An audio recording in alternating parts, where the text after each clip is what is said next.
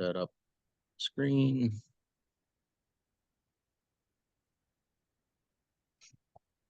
Audience can see what's going on. I got a text from somebody said they're on their way yet too. I think maybe it's Nikki. We'll jump into business here, so call the meeting in order. Thank you guys for being here. Again, this first time we got together in about 6 weeks, giving the architects time to put together that first concept. So looking forward to listening to their presentation yet tonight. First order of business, of course, if you had a chance to review the minutes from the last meeting from February 3rd. I'd motion to approve them as written. Okay, motion by Stacy, I'll second it, Gary. second by Gary. Any further discussion? Any discussion? Since none, all in favor say aye. Aye. All opposed say nay. So the minutes of the February 3rd meeting stand. I did any. How are you doing?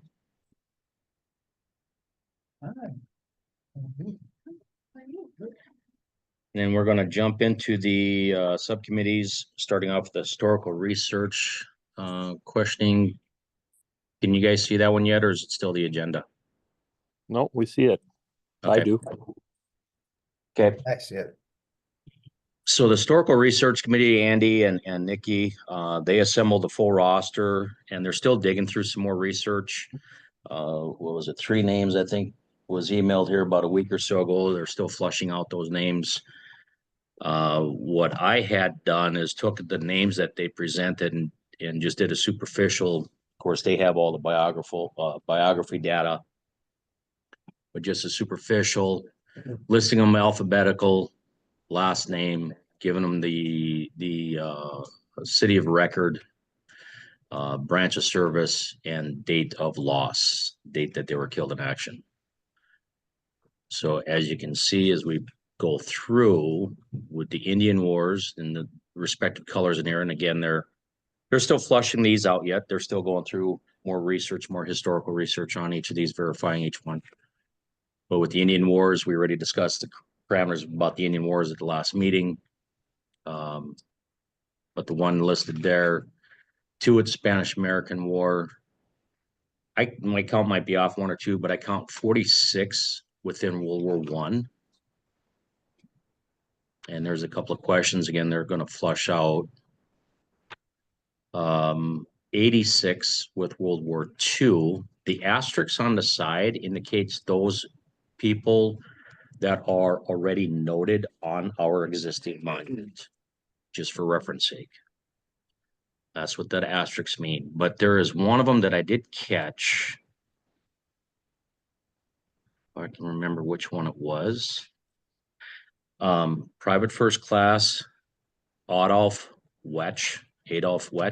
He's actually listed on our monument twice. Yep, he's the only one Yep, that's listed twice by accident correct. and under 2 different towns. Correct. Yep. And then Korean War, there's 14 that are rostered, and two of them are not on our wall right now. Vietnam War has 11 rostered. The one that's highlighted, that current records show that they don't qualify for being rostered on the wall. Cold War, there was 1 person. That was actually the aircraft incident just southwest of Flasher. What was that? It was, I'm trying to remember what aircraft that was. But anyway, it went down. Delta Dart. Went down just pretty much right on the county line. Morton and Grant County down towards Raleigh. And then, of course, specialists further for the global war on terrorism. So again, that committee is still working on flushing a lot of this out, but this is a very confident that the list is accurate to every resource that's available. I think something like 150 names, something along that line. That'd be about right. There's a couple of parameters. Andy and I were talking about this beforehand, but again, what the highlighting means, the yellow says that there's some sort of error on the information that I had. The green is the list that they gave me, and I was flushing them out. I found 3 others on the state's website, the State Veterans Affairs. So again, they may already have that. I might have fat fingered something. The blue indicates those that don't meet the criteria that we've initially discussed last week, and we're going to flush those out very shortly here. But a little bit of a World War I history, and some of you already know this, but when the Marine Corps was sent over for World War I, they were assigned to the 2nd Division of the Army, and questioning how many of them might have been rostered as Army because records weren't really that great at that time frame. So it's just something to flush out. There's specific units that are already noted in history that were assigned. So if these service members that were killed in action, if they were part of the XYZ unit, chances are they're a Marine and not an Army. So I want to make sure that we're correct with that. And these links give more information for that. But also, again, this is my research. This is not the committee's research. Just want to clarify that. Going off of the state of North Dakota's Fallen Heroes website for the State Veterans Affairs Office, they have World War II specifically. They have service members that are listed as Army, but yet assigned to an air unit. And the caveat is they were technically the Army Air Corps, or they were the Army Air. What was it? Army Air Force. It was Army Air Corps, and then by the end of World War II, it was Army Air Corps. And then the Air Force itself was not established until 1947. So Korea War, obviously that's all rostered, should be rostered correctly. But again, that's just some things to flush out, making sure that we're given accurate information. Okay. So questions on the honor, the roll of honor? Like I said, that committee has done a lot of due diligence and they're still cranking away on it. Every, and then oh, go. Go ahead, Glenn. I've got a question. I just happened to notice just going through here. These are supposed to be from Morton County, correct? Correct. You've got one on here that is on the wall right now. His hometown is listed as Beach. I don't Correct. think Beach is in Morton County. Well, Morton County was a big county for a while, but that's some of the things that we discussed. You know, if they're already on the wall, it would be pretty hard for us to remove them from the wall. But one Okay. thing that they're also doing is that, you know, the Beach was my entry, and they may have more information in their records. Well, Yeah. some of them would be, okay, they were in Beach, but for whatever reason drove to Mandan and enlisted. And then it went on to their official record, Mandan, North Dakota. Right. We also have some that, one person from Morton County drove all the way to the state of Washington and enlisted Mhm. and died. And on his headstone in the National Cemetery in Europe, it says Washington, Right. but his hometown was here in Morton County. So there's a little bit of that occurred. They either enlisted in Mandan or anywhere in Morton County, or their hometown was officially somewhere in Morton County, or they left the state and were drafted or enlisted in a different state, but still there is evidence that they were from Morton County. Every single name that is there has a Morton County connection somehow, some way. Some of it is weak, but that's what they have. And then there was a newspaper article that some of the names, probably from World War I and World War II, were maybe extended family members that weren't from Morton County, but somebody wanted them on the wall. And so now they're on the wall, but really they weren't Morton County, but who's going to be able to discern all of that?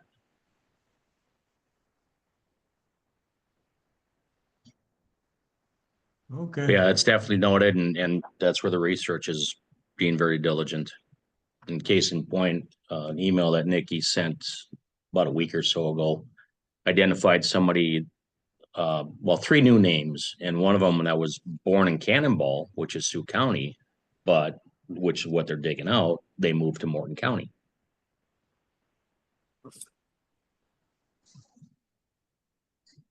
Okay. Anything else? Then we will move into the next one.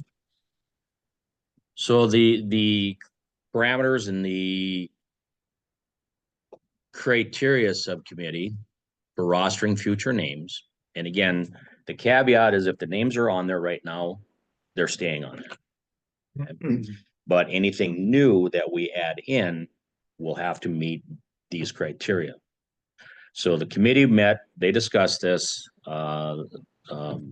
unanimous on moving this forward to this committee to firm up and agree upon, and then this would be our recommendation to the county commission for formal action as well. Okay.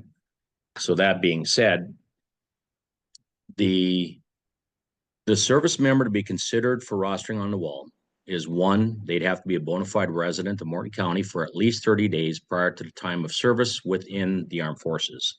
And the reason for the 30 days, just tying in with state law, you got to be 30 days to be a resident. That's all it is. So given some quantification to it. Be enlisted or commissioned in any branch of the military service, armed forces at any time of their death. That the cause of death must be directly contributed to the military operations and or hostile engagement with or by a foreign adversary. And those words are chosen mainly because it may not be an act of war, but it is a conflict, which also follows up with the fourth bullet. Hostile action, foreign or adversary, must be recognized with the DoD. So in order to be considered, they have to meet all four of those parameters. And it's not an automatic guarantee. It still has to get flushed out. But they have to meet all four of those parameters. So I throw that out for dialogue. You know, and maybe, I don't know how this would fit, but, the USS Cole, was it the Cole that was, the terrorist attack in Yemen? And killed 14 sailors? Mhm. Well, one of the sailors was from Mayville. A North Dakota boy died in that terrorist attack. So something similar happens again. It's a terrorist attack. They're in the military. You know, like, terrorists took out the barracks, took out their vehicle. Technically, then it wasn't in declared armed conflict, Right. but It was during military operations. was it considered during Yep. military operations? And that's where, go ahead. Even if the ship is docked at harbor, as long as he's not on leave and got shot coming out of a bar, if he's on that ship and that ship's attacked, I mean, ship's got a dock, so it'd Yeah. still be military operations. That's where they use, again, terminology is engagement with a hostile engagement with a foreign adversary. And as long as that foreign adversary or the hostile engagement is identified by DoD. So yeah, the attack on the Cole, The, USS Cole. The example I used when we were discussing this was the helicopter went down during the Iran hostage situation. It was an authorized military operation. I mean, nobody knew about it for a hot minute, but if we had somebody in that type of a situation because it was a military operation. The bombing of the barracks in Beirut. Yep. Now, I see this is the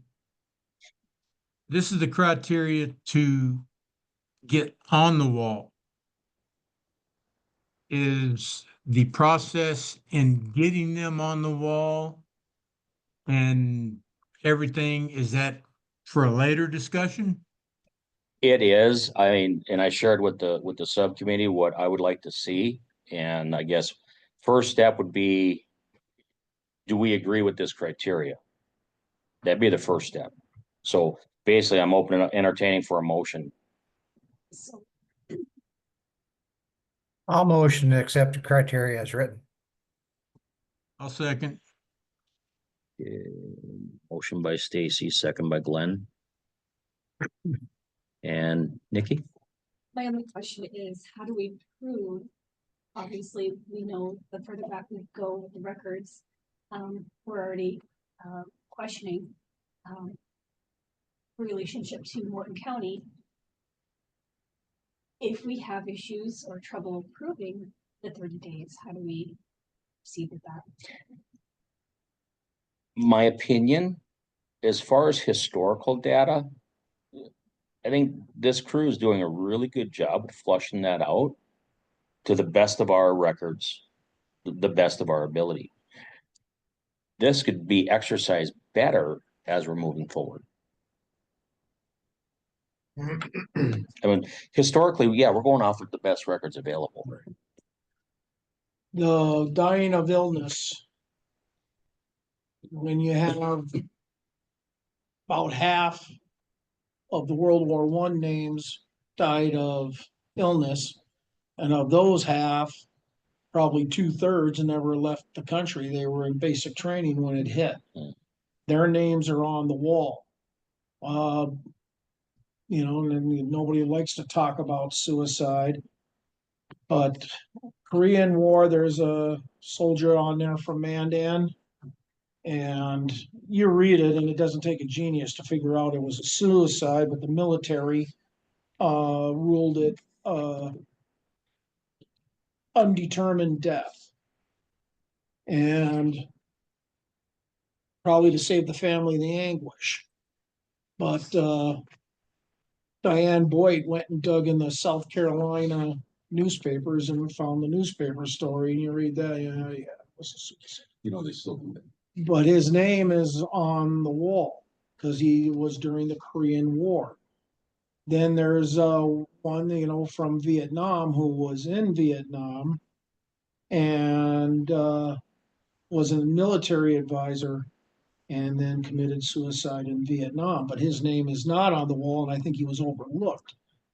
So if a Korean veteran who never made it to Korea is on the wall, then do we add the Vietnam one who did it in theater?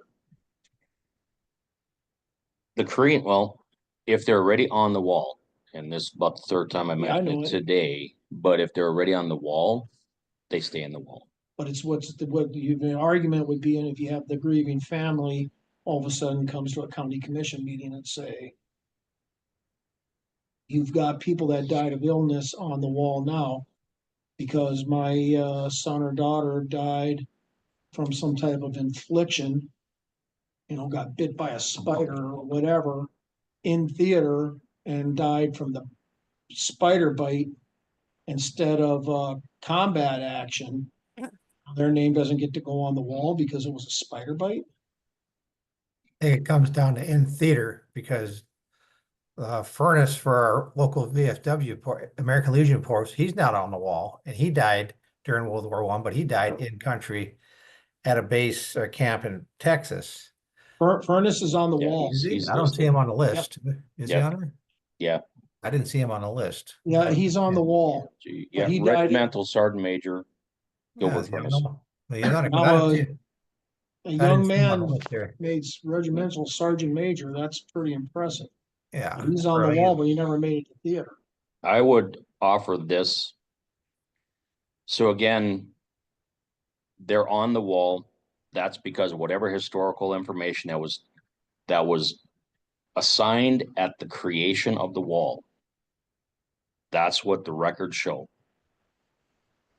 For the question of, let's say, the Korean War veteran, or I'm sorry, the Korean War service member that DOD reports it as questionable. And those that serve, we know how that can happen. But newspapers allude to a different type of death. We're going off DOD. Right. DOD is the official. Okay. But in the future, if somebody were to come forward, that's the argument. The names that are on there now are because that's what the committee established in 1955. All we're doing is honoring that roster. But from this point forward, as we look at building new names, adding names, this is the criteria that we're going to use.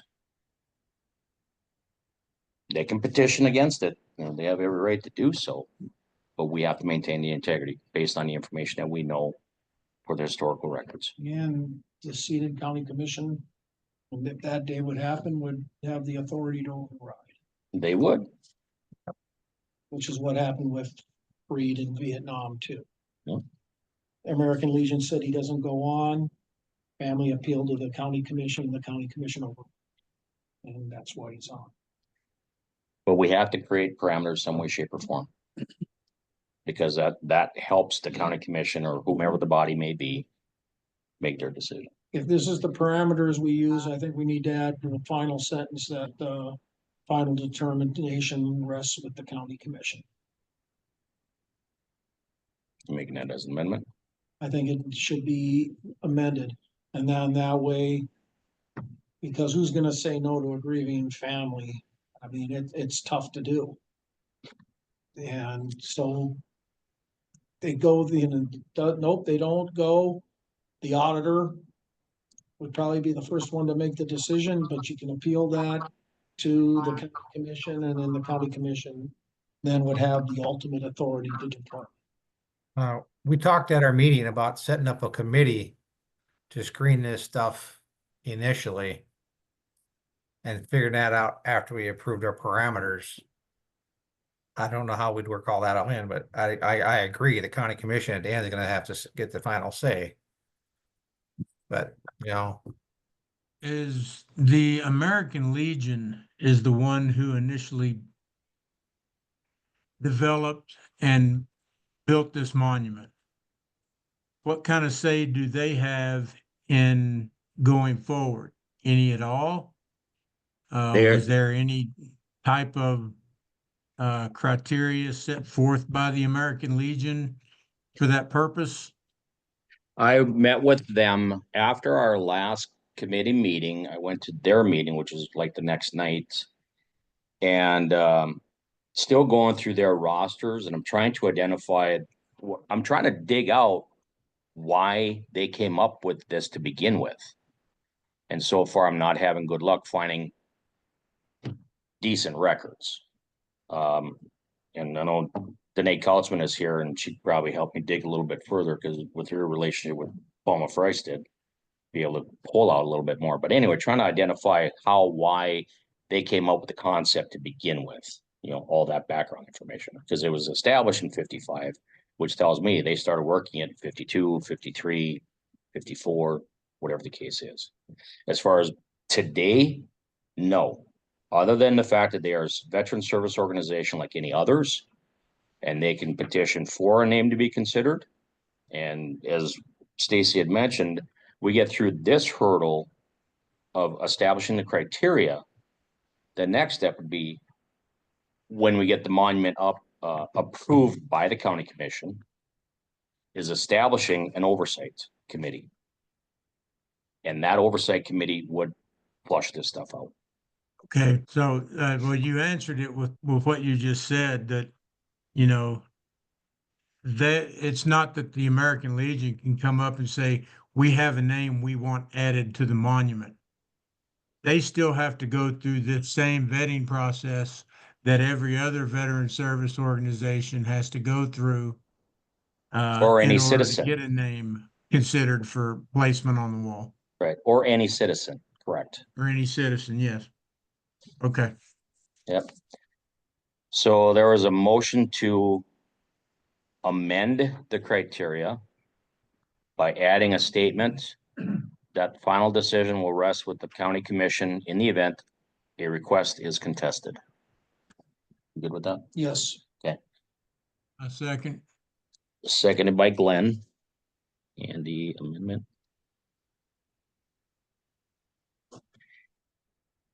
Any discussion on the amendment? Is this the place where it needs to go? Or could it go somewhere else after we establish some kind of sitting committee to screen applications and defer from there? I think to have it in this policy statement is suitable. Because again, we present the policy statement to the county commission. They could discuss it, and if they want to strike it or not, that would be their decision. Okay, So any further discussion on the amendment? Sensing none.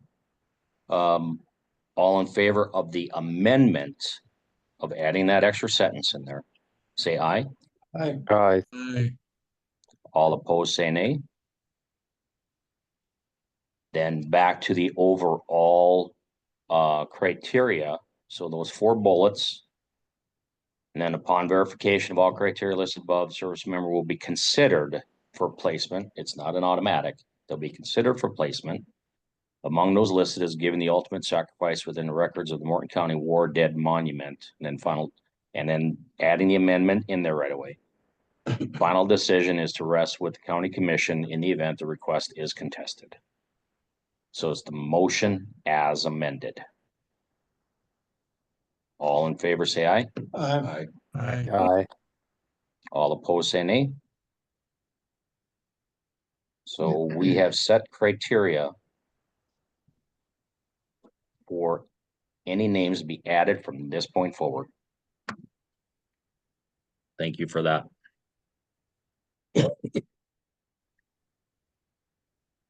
Next one is, again, the report from the fundraising committee. We discussed this at the last meeting. This is just a written report. The committee members all received it. So if there's any questions on it.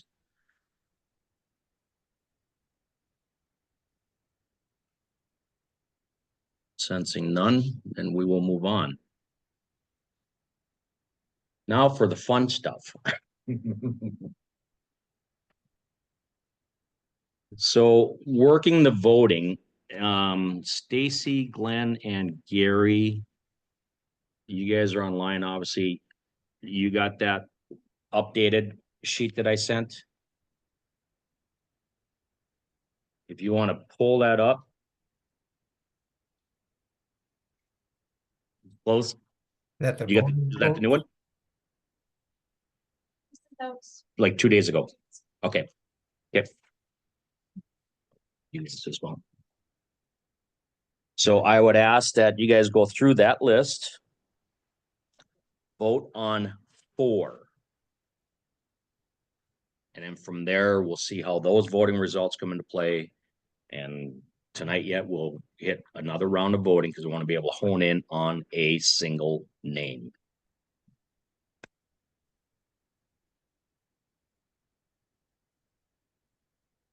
Those with the written copy here, I apologize that the bullets didn't print.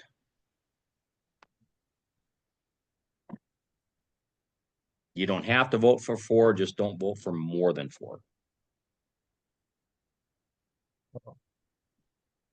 Are we supposed to just send it to you an email?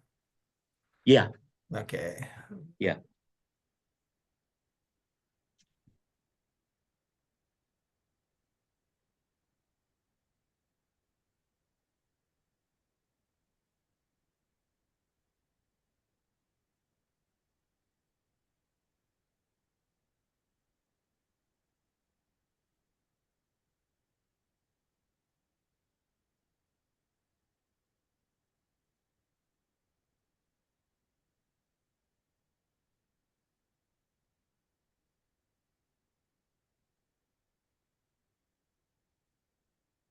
As you guys are going through that, we'll work on the next one as well.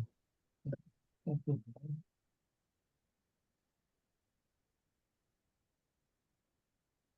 for the listening public, just for reference sake, is so the plaza names, if I remember correctly, it was like 50 or 59 that were submitted to me that I pushed out to the committee and got that narrowed down to, what was this? Hey, Nathan. Was it 19? Yeah. So 50 some narrowed down to this 19, and now we're trying to narrow that down a little further with the intentions on identifying that one name.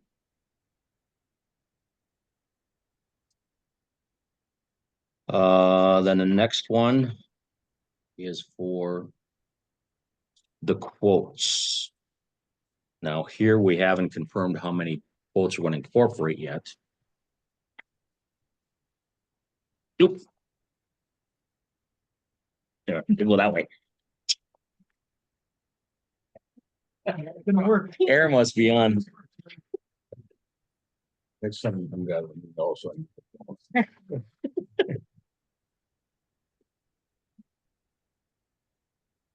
Again, inviting you to vote no more than 4. You want to vote on one, that's completely your discretion.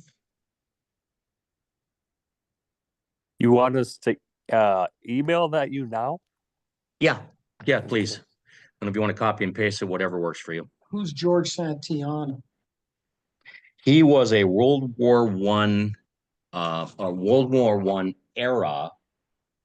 I don't want to use the word ideologist, but he helped shape public opinion in World War One He was era. He was a World War One era influencer, Yes. basically. But he Before- wasn't in the military. No. Or an elected person. No, and actually, I think that quote, isn't that Plato originally? Plato, well, yeah, that was on the roster twice. Plato and then this Yeah. one for the same quote. Yeah, that was an error on my part. What about Elmer Davis? How many do we vote for on the quotes? No more than 4. I wanna Is there a say- reason that we're just doing 4?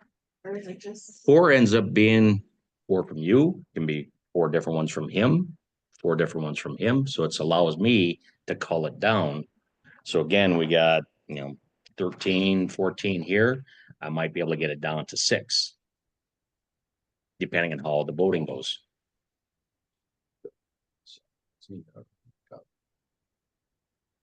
Oh, wait, he was a writer. I mean, Winston Churchill was not American. That's why we all have our Yeah. opinions on which ones we want to vote for. I mean, isn't there one that from Franklin Roosevelt somewhere? There are. And even one from Theodore Roosevelt? Didn't make the list. Franklin has one that made the list. When I click on my link for the county, for the. Oh, there's ones on the back too. Yep.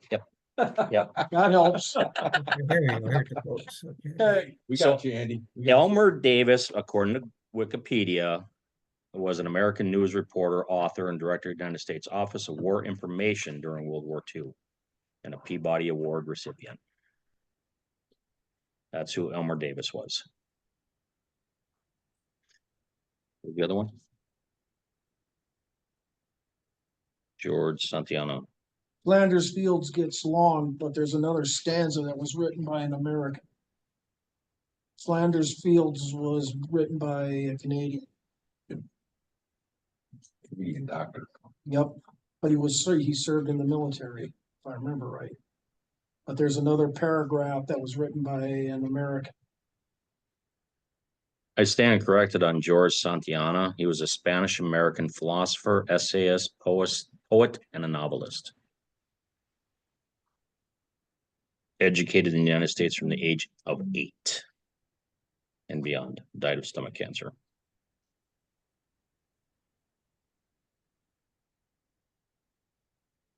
He was considered one of the most important thinkers of the first half of the 20th century and one of the most prominent champions of critical realism. Must be why nobody was just-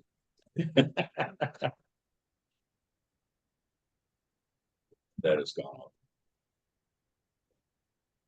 Critical thinking. Critical.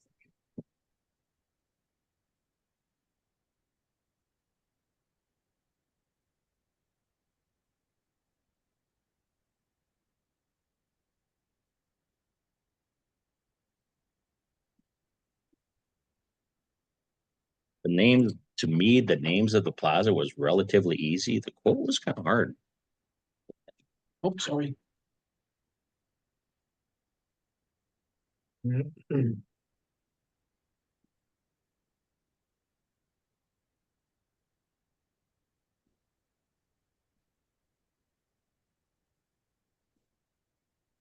Wallace Bruce. I wonder if that's not Wallace the Bruce. Ah, probably.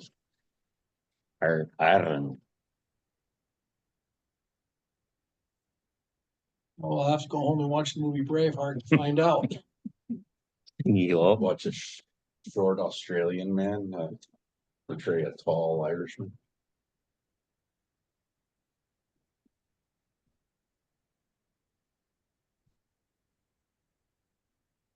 Yeah, a lot. Again, these were William Wallace what was like submitted to me. a freak of nature back then. He was over 6 foot tall. Mhm.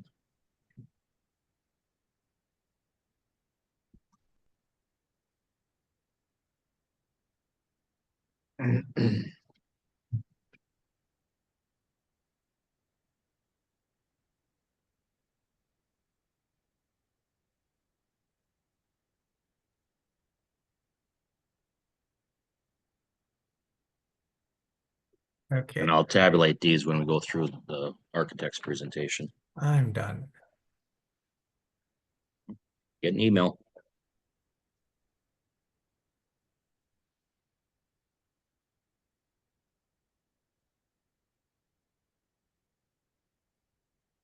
My second one's got both of them in it. I didn't realize the quotes were in the lower half of the first thing, so Oh, I'm sure.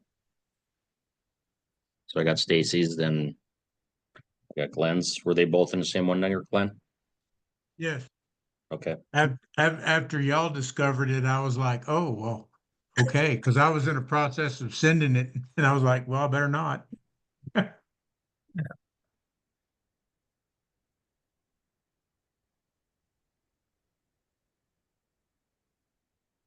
Okay, then Gary, go ahead and send yours in, and you guys get yours rostered. Choices made, just shoot them over to me.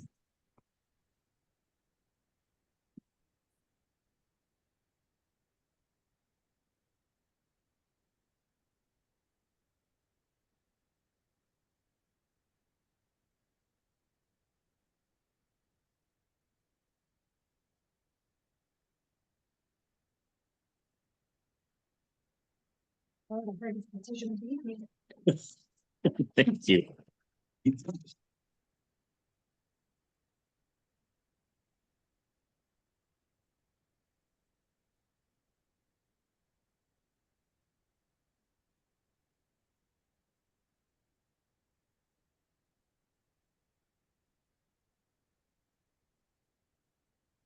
Okay.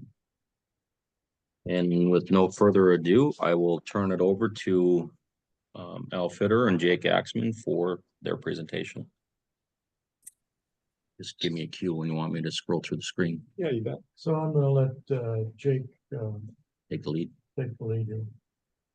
And we've got Haley Lind joining us remotely. She's in Fargo.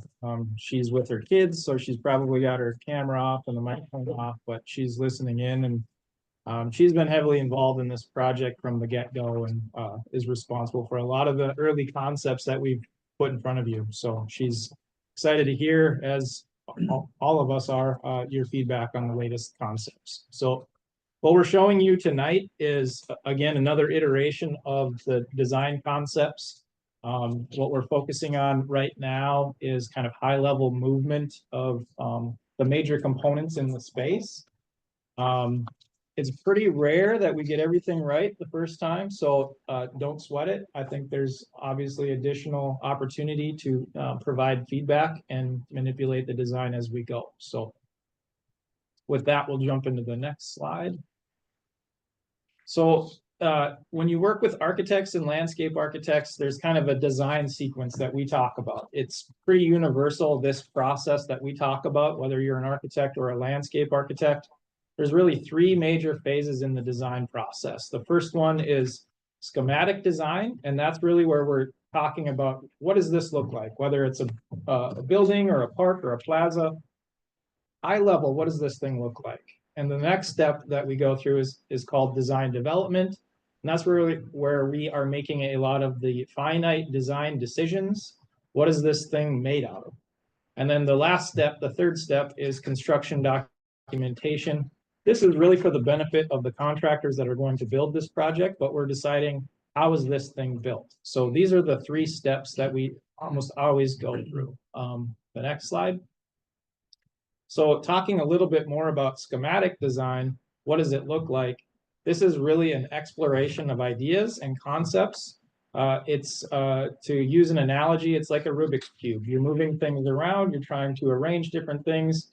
High level arrangement of major design items, what fits? And we continue to manipulate those things until we get to a point where we feel like, hey, we like where we're going here. The next step, again, that design, next slide.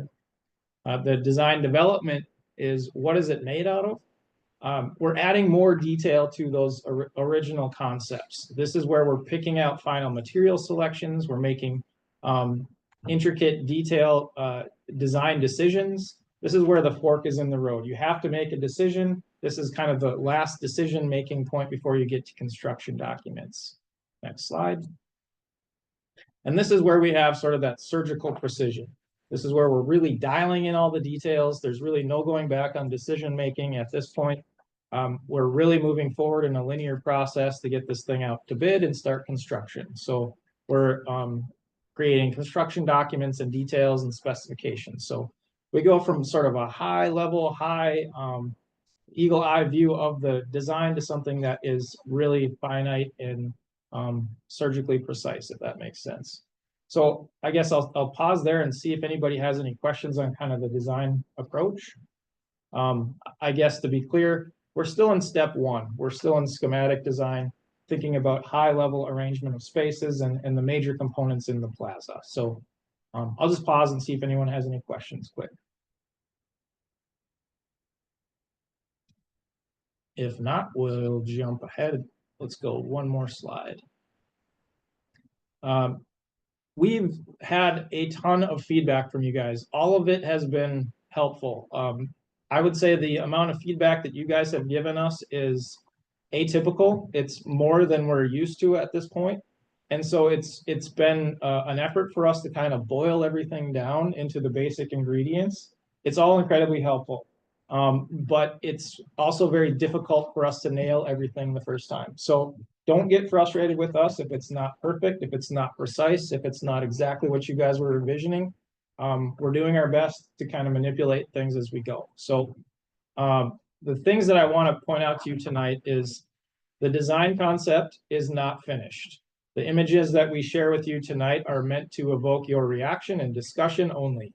And I want to be clear that any military symbols, quotes, names, that is your purview. We are not qualified to make those decisions, and we're not attempting to do so. So any of that sort of stuff that is shown in our renderings, please understand that those are placeholders, and you guys are making the final decisions on the design itself. Next slide. So we wanted to quickly revisit the original ellipse concept that was voted as sort of the preferred alternative, and point out a few things that you guys all shared with us and that we've collected to date. The first item is that we had a lot of unused space up in that upper right-hand corner. There was a lot of that plaza space that was going unused. The wall panels themselves felt a little bit crunched and confined in the space. And the sculpture component, while beautiful, was maybe creating too much attraction. And we want the focus to, again, be on the names in the plaza. So those were some of the primary feedback points and criticisms of the original ellipse concept. Next slide. So this is the concept that we shared with you guys. The biggest move that we made was flip-flopping that ellipse and moving those wall panels up to the upper right-hand corner.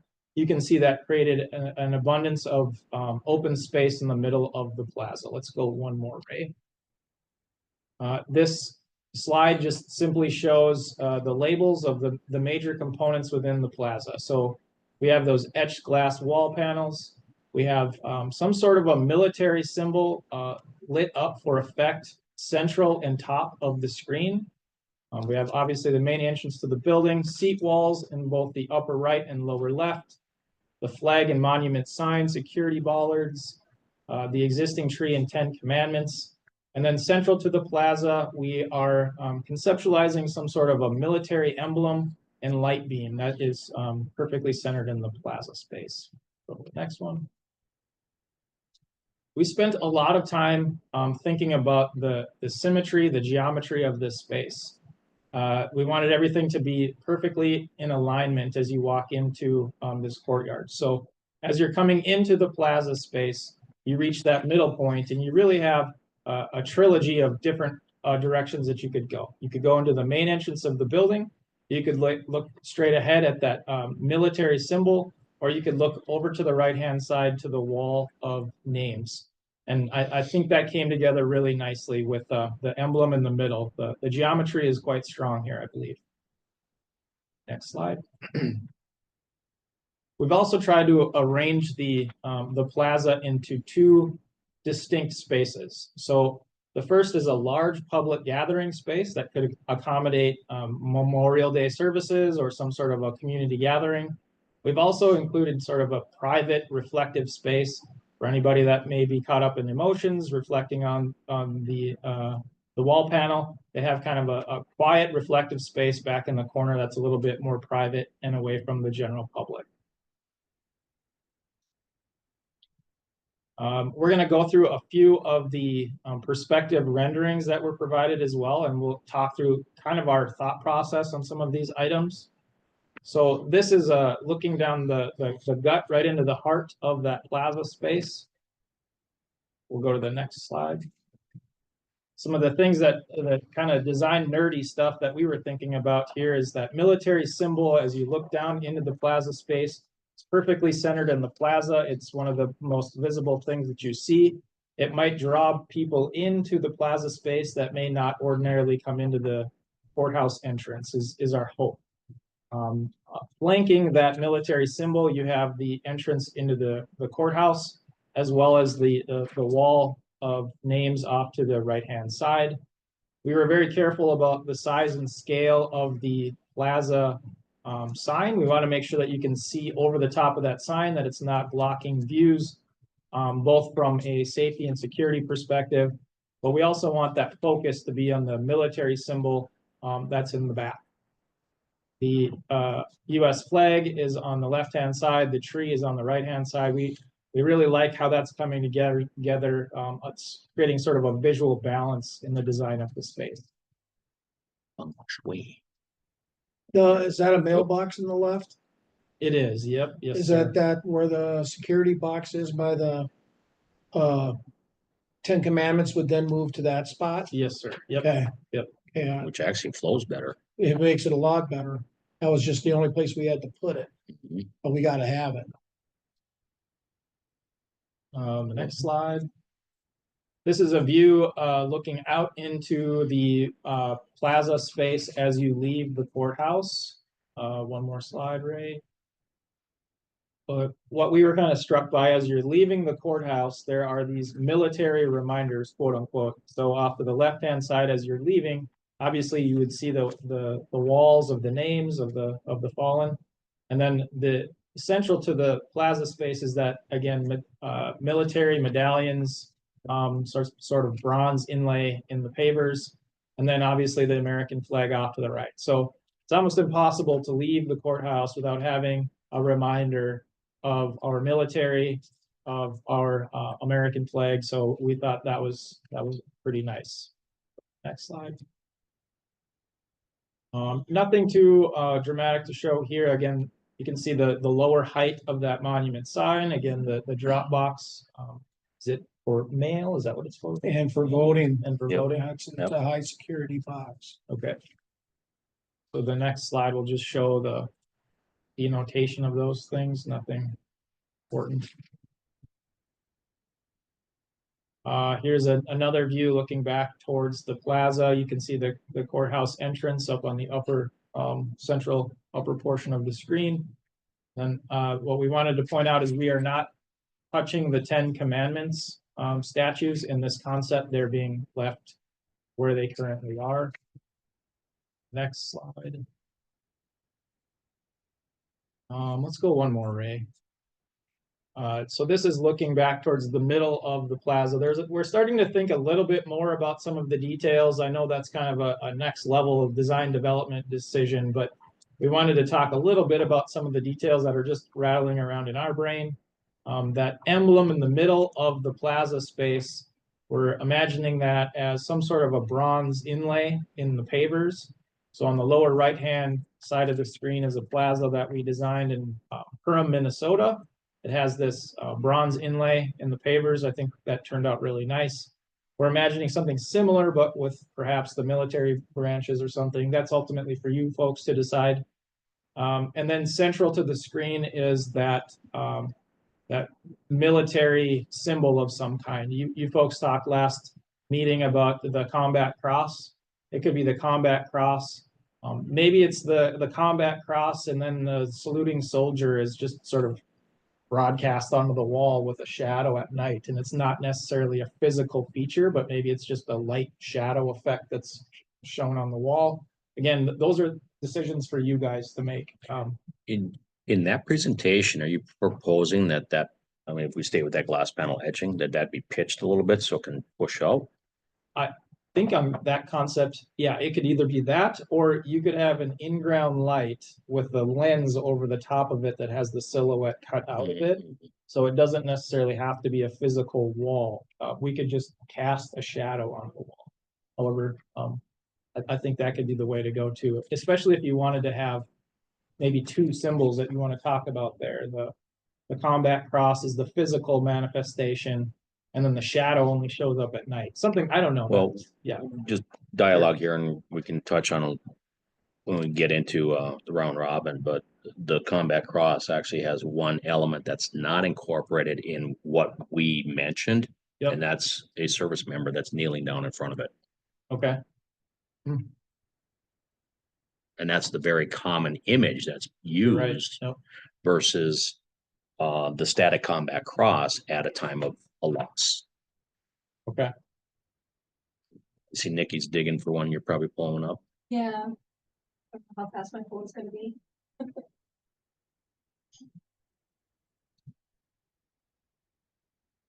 And oftentimes it's used as a silhouette.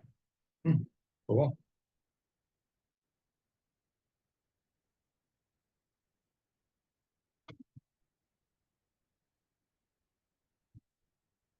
Okay.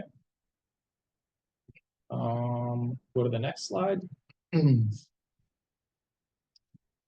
On this concept, what we've done is we've made the glass panels double-sided in this concept. So the names of the fallen are facing the plaza space.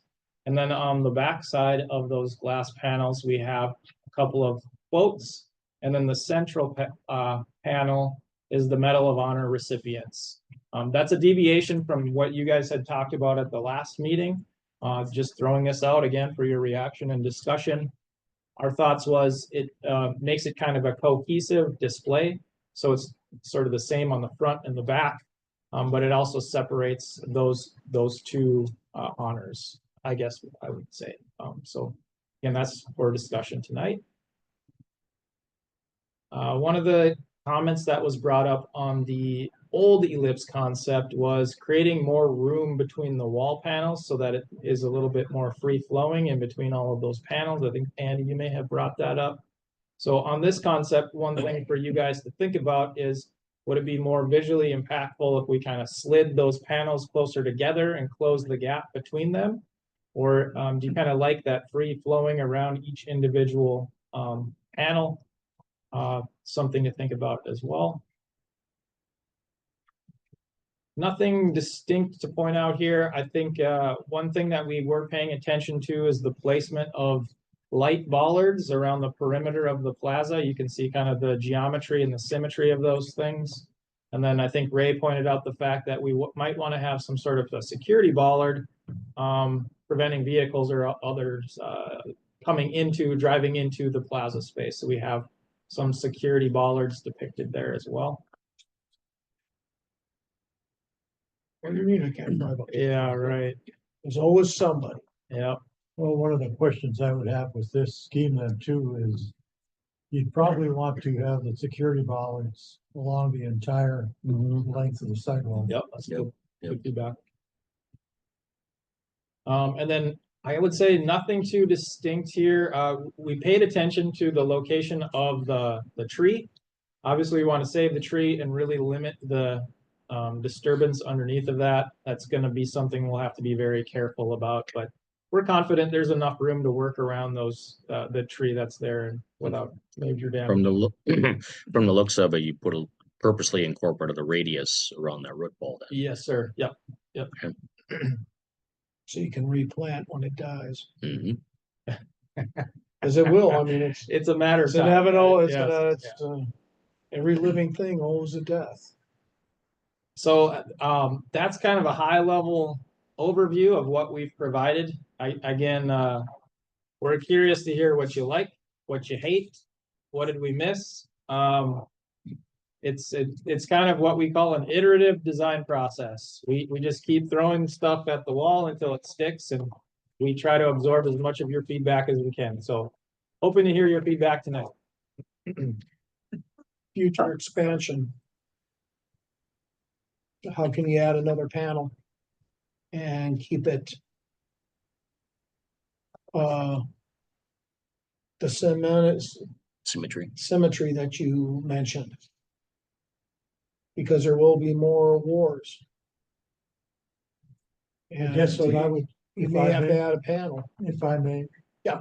What I would suggest is that we would probably want to have the panels rather than that straight line. Kind of follow the curve to the bottom of the ellipse. So then you could come around in a circular motion. That's nice. And add more. You can add more panels. I- That way you're not, with that straight line, we're really restricted to how you're gonna add. Right.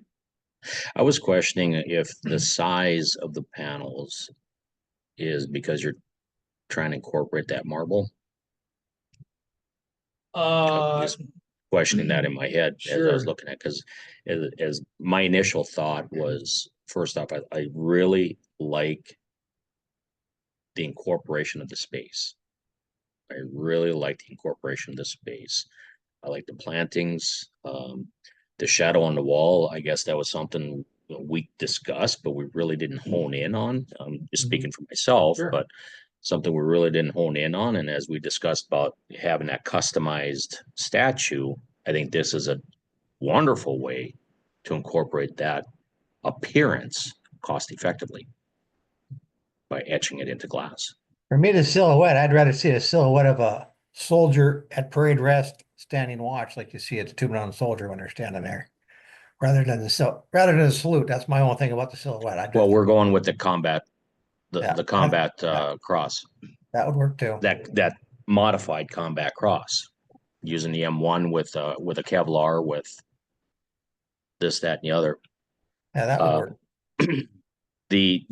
The initial thought that I had too, and you touched on it as far as between the flagpole, that center beam of light, which again, that was a great idea when Todd brought that out, and that monument in the back, the shadow. My gut check was very busy for the eye. But then the flag ends up being out of place because as they walk in, it's behind them. It notes the courthouse as a Sure. whole and pays honor to the courtyard. The beam of light,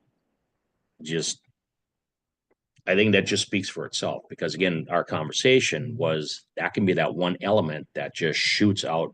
Here we are, 3 o'clock in the morning. Sure. Yep. Discussed early on about using the marble that is currently out front. Is that incorporated into the design? That's to be determined. I would say that's kind of in the next iteration of the design, that design development. So we're trying to, I guess I'm trying to focus, or we're trying to focus on The big picture. the arrangement of the different items. So do we like where the walls are? Do we like where the seating is? Do we like where kind of that focal thing is? I think if we want to incorporate that marble, it absolutely can be. Absolutely. Yep. And that's kind of the next layer, the next level of design as we get into it. My one detractor is I feel that the wall panels should be bigger. Okay. And I agree with what Al had mentioned too. There should be the curvature in there. The original concept, the curvature of that original concept, and the fact that that middle panel being larger Mhm. because it does break it up then. Okay. Yeah, I think that sounds good. Because the names should be the most important. Is there enough real estate that the names are easily read? Because right now they're not easily read, Okay. and you're even close to them. And the in my mind as well, again, I'm just speaking for myself here. That middle panel on the inside curve could be all of the names.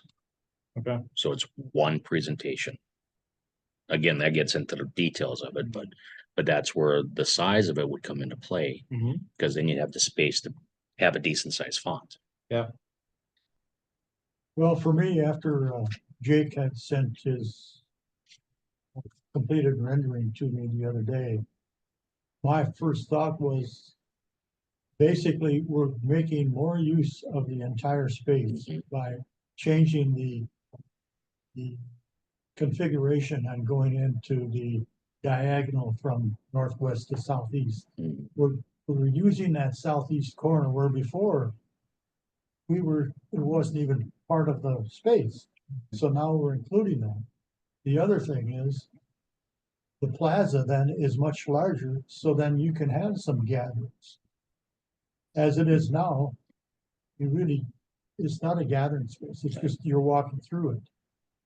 Right. So I think that is very important in the way it's laid out now. And capturing that with the seating on that southwest corner too, in the Right. shade. In shade and sun on the other corner. Mhm. And maybe I should mention this before it gets away, Yeah. but it's basically for a landscape architect. You know, we try and include as many growies in a space and around the building as we can. But the negative thing about that is the maintenance of your landscape. Mhm. It's going to be an issue that you're gonna have to face down the road. Are you gonna have someone that's gonna take care of all of your landscape? And I look at that because I've lived south of the high school for over 40 years. And at the beginning, they had some nice landscape.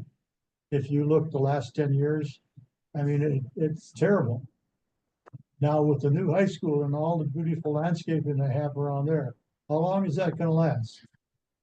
And I'm probably speaking for my wife, because she just told me tonight.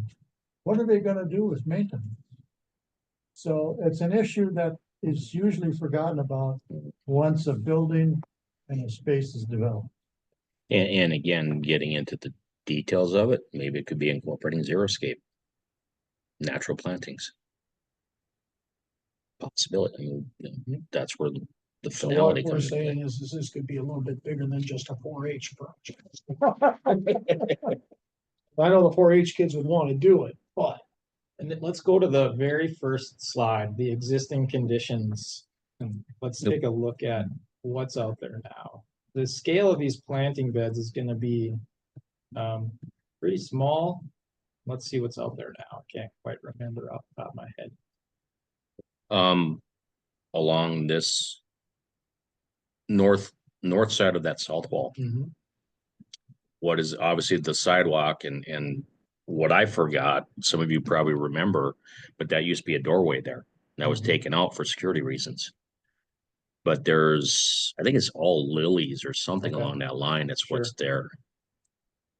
Yeah, well, it's in the shade. It's unimpressive at all. Yep. And the rest is pretty much all grass. I think there's some lilies against that east wall also. Maybe.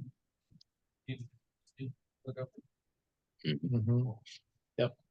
And then otherwise, it's, as can be seen here, is the occasional pot that gets incorporated with flags, with color, with pinwheels to add a little 4-H kids take care. yep, add a little attraction to the entrance. Yep.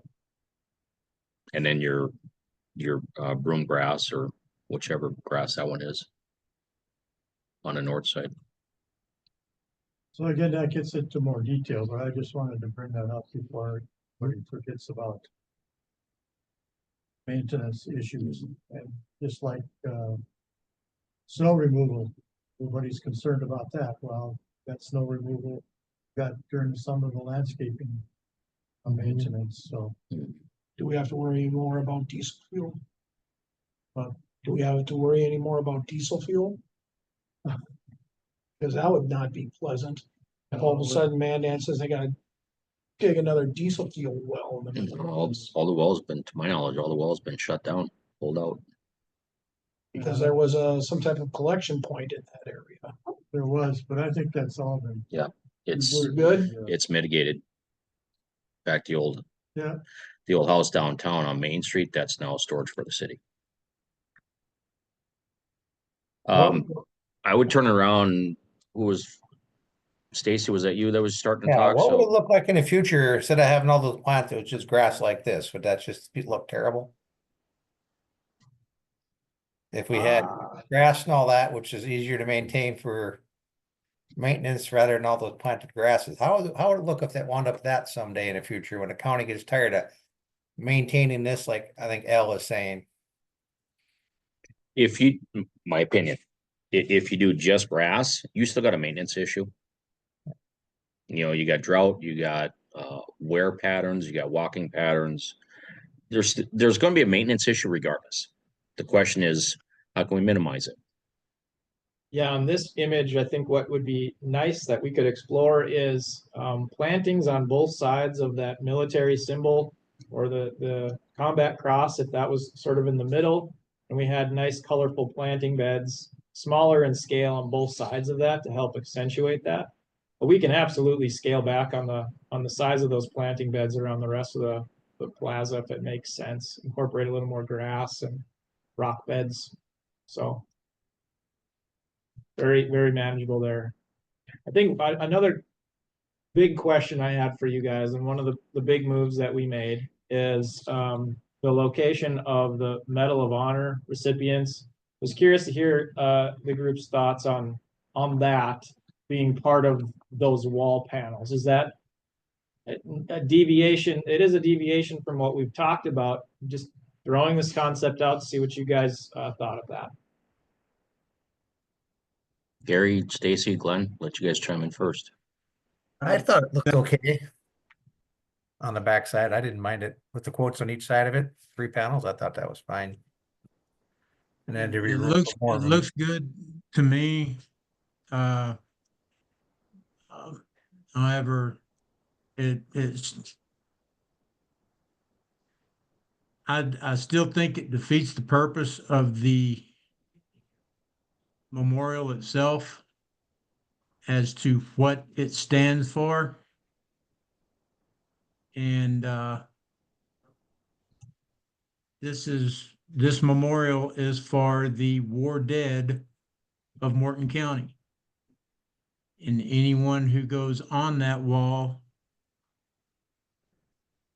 for lack of better terms, is killed in action, is dead. 2 Medal of Honor recipients received their medals of honor standing up. They were not dead. They didn't get those awards because they lost their life. So I still feel that they need to be individually recognized for their citation, separated from those who gave the ultimate sacrifice and died. Adding to that, Glenn, just to not putting words in your mouth, but a Medal of Honor recipient can receive the honor and be posthumously awarded. Yes. But now again, if it's 2 separate actions. Yes, if they received their medal because they died in the process, and it's posthumous, yes. No offense to the 2 Medal of Honor winners. Posthumous Medal of Honors can go on this memorial. The other 2, I feel, need to be separated from the other names and put out on their own individually to recognize their achievement in receiving the Medal of Honor In a separate presentation. in a separate presentation. And I would like to see the actual citation on the, with their name and what the citation was for their Medal of Honor. Gary? Uh, Oh, sorry. I'll give my 2 cents on the overall thing. You were talking about the plantings and stuff like that. A simple arrangement of perennials, multiple colors. You can go with red, white, and blue perennials. That's what I've got around my flagpole in my front yard. They come back every year. Easy to maintain. You just got to water them. That's all. But first and foremost, whoever came up with the idea of flipping that oval the way it is right now in this presentation, kudos to you. That looks 100 times better than the old oval did. That's outstanding. I really do like that saluting soldier or the saluting service member. I don't want to digress from any other branch of service or between men and women. The saluting service member and the way they have it. What I like about the glass panel with the outline or whatever that the silhouette is in it, that gives presentation during the daytime. Then at night when the light comes on, shines through on the wall, that can be seen from the street. And now I got a dog barking at some homeless guy walking up the street. Hold on.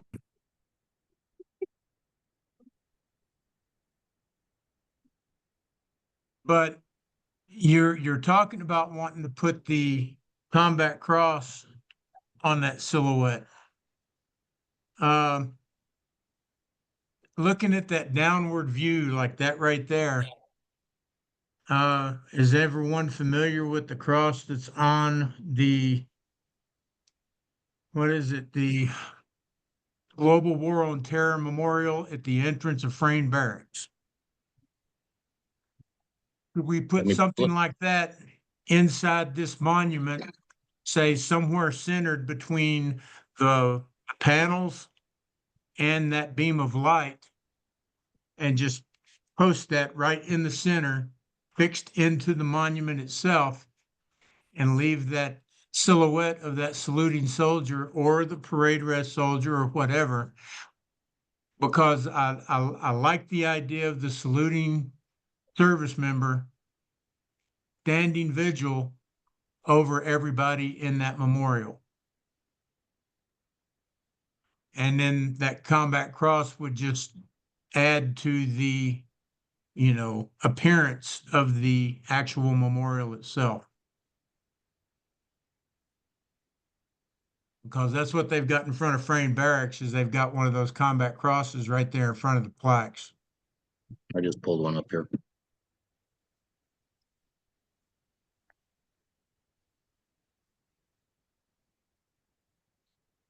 That could be interesting. The one thing that kind of stood out to me with the glass panels is, other than the texture and the language on those panels, they're starting to look a little bit kind of bare.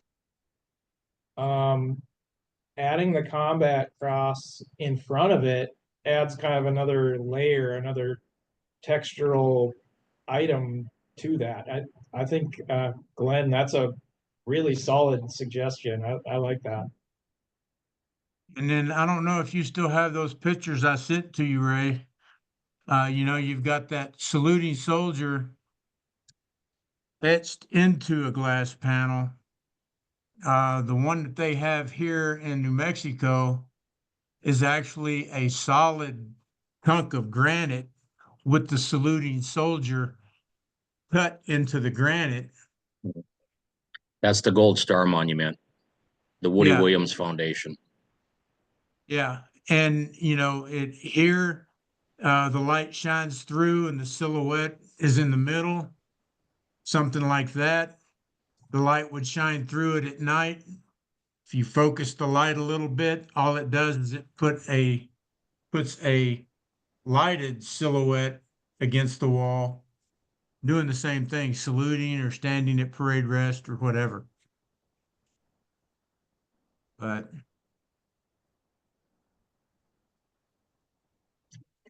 and then I Okay. do agree with Ray. There's those panels need to be pushed back, and if they're pushed back and curved a little bit, that does still leave a little bit of room to add a fourth or fifth panel if we had to in the future, without having to stagger them or stack them.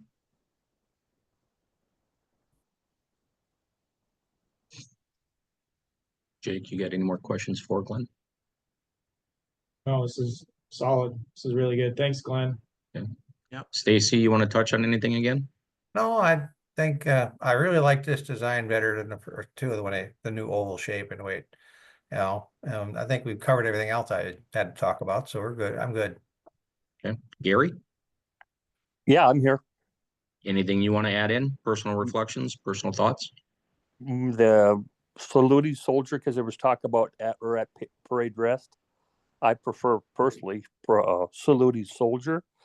And as for the it's congressional medal winners, right? There's 2 listed for the Correct. panel that we were talking about. Should they be listed because it's honoring those that lost their lives? The 2 were not killed, correct? Correct. Yeah.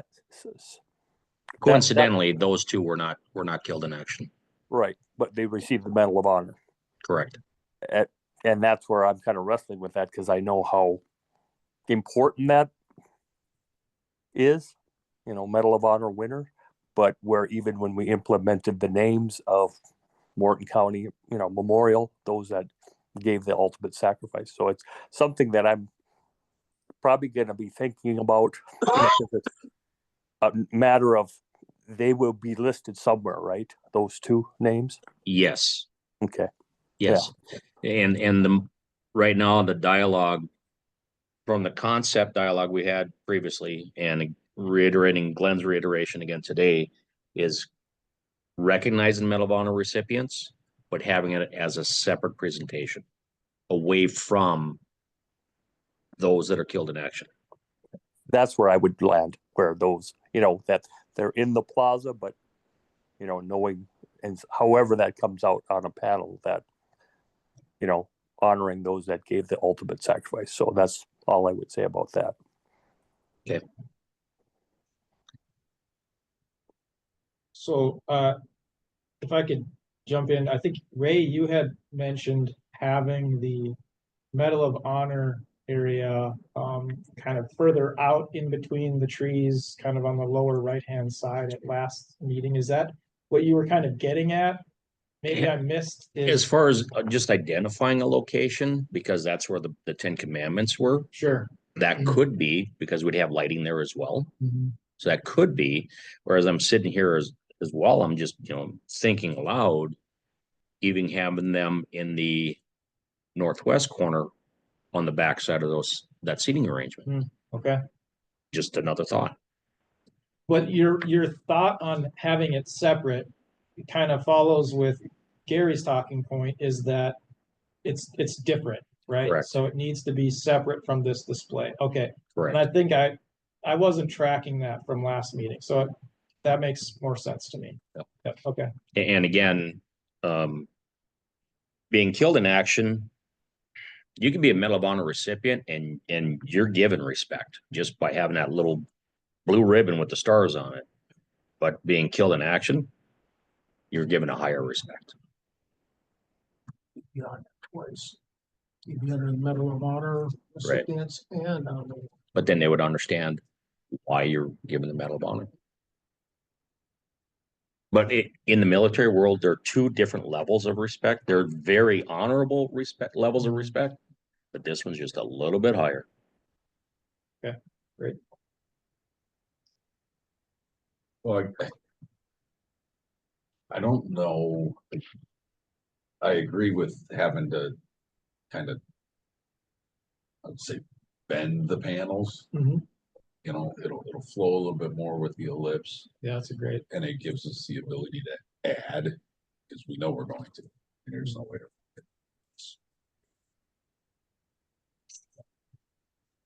Hate to say it, I mean, we're getting better, the number of names in each board drops, but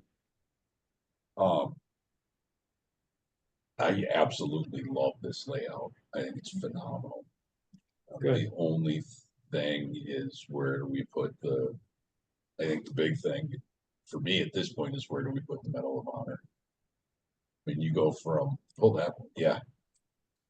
From that to where we're at now is like completely different. I should get the right one here.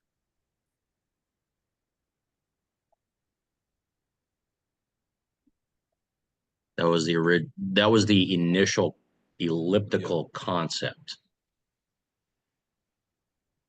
And I was just thinking, if we took that, kind of going off of what you said, Ray, if we move that Medal of Honor to that, kind of in that area, the curve we cut out for the tree, Sure. where it's still kind of, it's in the plaza, but it's kind of off. It's not out of the line of sight Yeah, necessarily, but it stands separate. yeah, yeah. Okay. Yeah, it makes perfect sense. Let's go back to this one. This one. Nope, this one. Sorry.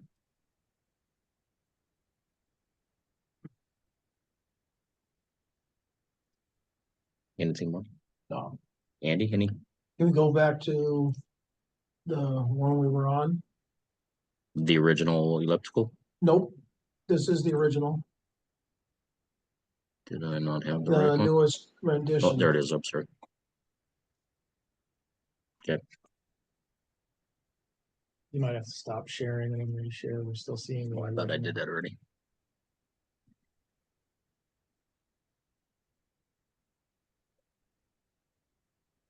You guys seeing the current presentation? Yeah,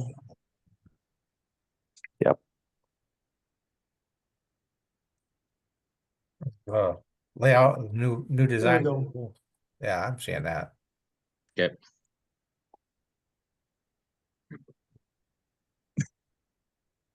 Nothing. I think this is the best rendition of the elliptical. Um, I prefer the saluting soldier. There was two things that I think of on this whole monument. You know, to try to keep something from the old, because it was the World War I, World War II, and Korean War veterans who designed it. That's, we can have to try to incorporate some of that marble. Yeah. The, something from the old to bring with the new to honor those guys. Then my next thought then was, I think the Vietnam War Memorial is like the most powerful one. The one in Washington DC, how it was, ended up being symmetrical. One part of it points to the Lincoln Memorial, the other one part of it points to the Washington Memorial. So with your arrows on Symmetrical. those arrows, those two, that sold me on this whole design. This is, that word again is very powerful. The other part would be Tomb of the Unknowns. The saluting soldier, to me, reminds me of the soldier that is perpetual watch over the Tomb of the Unknowns. That soldier, that service member is saluting the flag and watching over his brothers on the wall. And it just, right when I saw this, the way this was, everything about it, first thing I thought was the Vietnam War Memorial, and the second one was Tomb of the Unknowns. I also agree with moving the Medal of Honor one. Now, when I first saw this, I thought maybe that's what there's like on the right, you got the middle windows. Yeah. And then there's a little like brown spot. Oh, I don't know if that was a window but that was what I thought was maybe that's where they would put Medal of Honor. But there's room around the 10 Commandments. There's room Yeah. in and around the flagpole going up to the side. There's another room between the saluting soldier and the front door. Yeah. The Medal of Honor recipients, they did not die. They have to be moved to a different side and have be on their own portion of the wall, or portion of their own memorial. Yeah, Uh, and now what are we considering this War Dead Memorial? The inside of the ellipse? Because I'm looking at that, like you were saying, over going into the door. Once you get off over by the door, we could have pedestals up against that east wall or that west wall by the entrance, or That's east. Northeast corner, that's where I was pedestals is thinking by the door there. like corner markers on the entrance to the building. That could be nice in that corner. Yeah.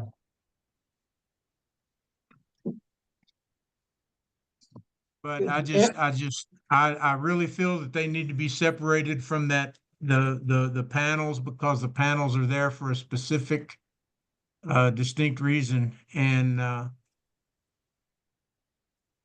and I agree. It needs to be a separate panel. Yeah. I would like to see them along the north wall. So you walk by them rather than put them in a corner. You don't think you want to put them in a corner. That's kind of a dead. You're Yeah, talking they- right in this area. I would go between the windows. Right there, yeah, right in there. What about going down just a little Further down. so that they're not blocking a window? Right, somewhere along. In that area. Somewhere along that north wall. And be sized Yeah, respectively. right. Okay. The only other possibility, but it would have to be the religiousness of it. The 10 Commandments are on one side, but on the other side of that memorial is blank. The 10 Commandments. I wouldn't, Do you Unless- want to- Would anybody want to engrave anything on the I back wouldn't, side? I wouldn't personally, I wouldn't mess with that, because right now, as it stands, it's a historical monument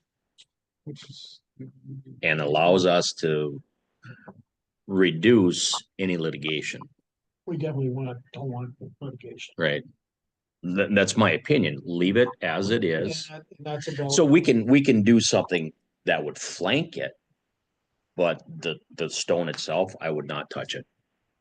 Leave it as the historical significance, that the history of, I'm speaking to the public here, but that was actually a national project adopted by the Eagles at the early 1900s. Just that this one wasn't placed until 1950s. I don't know where I found that, but I found out it was a nationwide project by the Eagles area in the very early 1900s. Can we go to the one picture you had of the combat cross? Mm-hmm. This one's at Frame Barracks, right? Yeah. Now our screen share is not showing us, but yes, it is the one at Frame Barracks. This is one what I really like to get right there on the front, memorial. Could probably put some Morton County memorial. You got 5, well, there was only 5 at the time, well, now there's 6. There would be the 6 emblems right on it of the branches of service. Well, Space Force, that would be infinity and beyond. wouldn't it? Yeah. Oh, yeah. Live long and prosper. Oh, you're going into the So you're weeds now. saying we need a statue of Buzz Lightyear then? Yeah. Anyway, to build something of the same size, this one's out of rock, don't have a problem with rock. But one of the things county commission talked about would be, if it was anything was gonna be made out of brick, and this was made out of brick, it's gotta be Hebron brick. Or it It's could also gotta come be, from Hebron. It can't be from anywhere else. it could also be the marble too, Yeah, I was gonna say. or the granite. Or that, yeah, if that's a way to Well, repurpose that granite. But having this, again, you got snow removal a little bit to worry about. But if this was also added.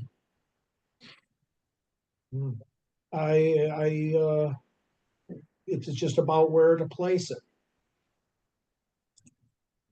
I'm gonna pull it up for you guys again too, and for the recording, just for reference sake.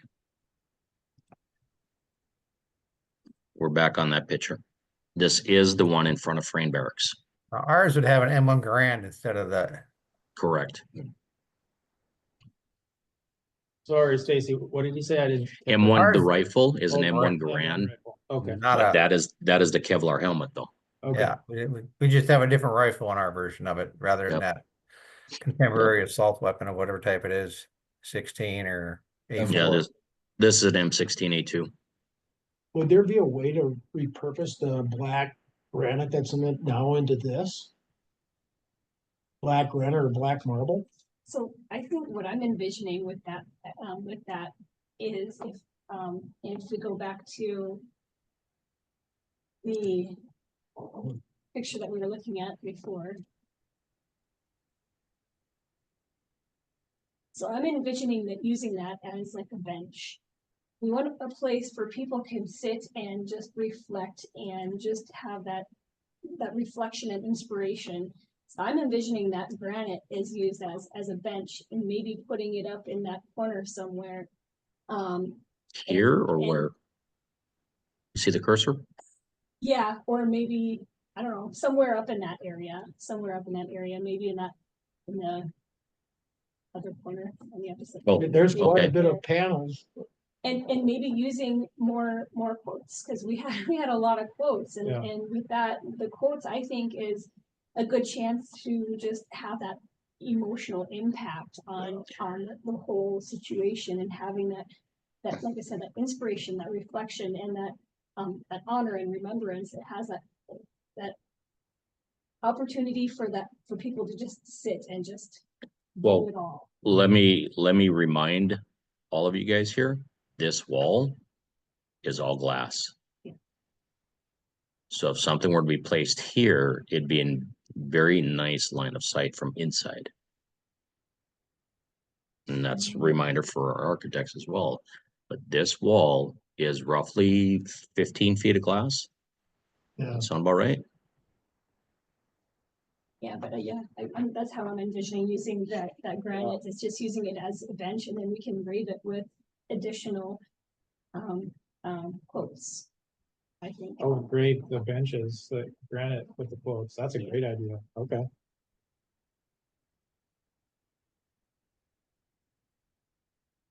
And then I think as far as like, I love the saluting service member. 100% needs to salute. Has to be saluting. And having, like what Glenn had said, putting that silhouette on the base of the combat cross. So you have the combat cross, and then you have a light at the base, shining through the base, projecting the silhouette of the saluting service member. So the silhouette would still be on the wall, but you're saying the light comes from the base, The base of Of the combat. that's a cool cross. idea. Okay, What else? I think that and also will help with, we have limited space in there, so help with organization of the area. Two birds, one stone type of thing. I love Dual that. purpose.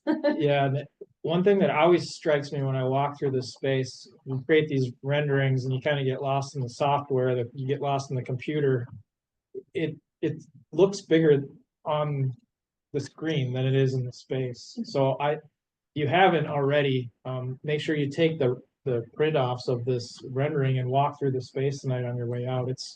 it's kind of, it takes a minute to get used to the scale, seeing it on a computer screen versus in real life. And to your point, I'm worried if we put too much stuff out there, it'll start to feel a little bit cluttered, but all just great feedback. So I pulled up this picture specifically to show what we have for those glass walls back here. So right on the left of this tree, that's the marble panel. But right behind the tree and extending south is all that glass wall. So again, going back at the rendering where we have plantings right there is good, but also remembering what they're seeing from the inside out. So having that perspective. But also looking at the window placements over here, and as was mentioned earlier about the Medal of Honor placards, I'm just using that term. But the windows on this north wall, south side of this north wall, are actually set lower than the windows on this east wall. They're approximately 12, 18 inches lower. So when you're looking at placement of a placard, whether it's as an easel format, you know, sitting at an angle on a stanchion, something along that line, again, looking at that perspective. Then we'll go back to the overhead. So looking at that perspective. So the window placement here, actually the bottom sill sits lower than these windows do. And also looking at placement. So we have the walkway here. What's to say that those placards could not be dropped right here? So thoughts. Benches. So I'm going to throw questions at the crew here.